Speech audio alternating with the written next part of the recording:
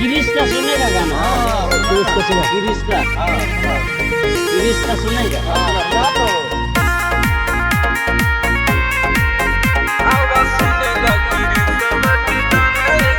ले बेटा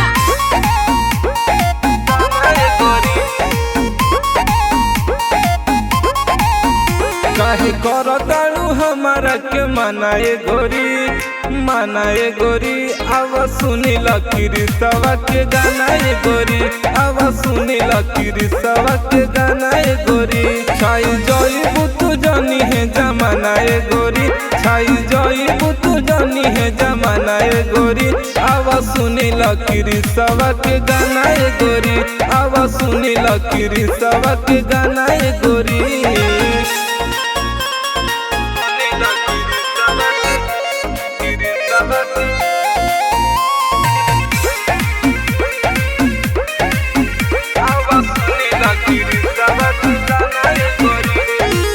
कहबू जवान ले हो बतिया के मान हो बन जाई सगरो अपन पहचान हो।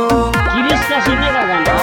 ए गोरी कहबू जवान ले हो बतिया के मान हो बन जाई सगरो अपन पहचान हो।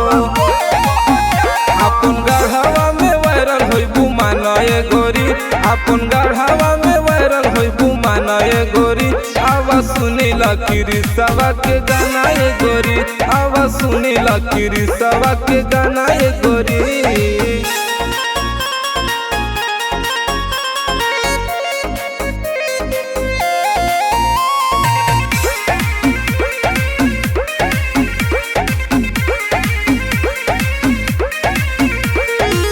मंटू मनोज के लापतिया तू मान हो झारखंड में अलगे हो जाई पहचान हो। अरे वायरल हो देखो मंटू मनोज के लापतिया तू मान हो झारखंड में अलगे हो जाई पहचान हो।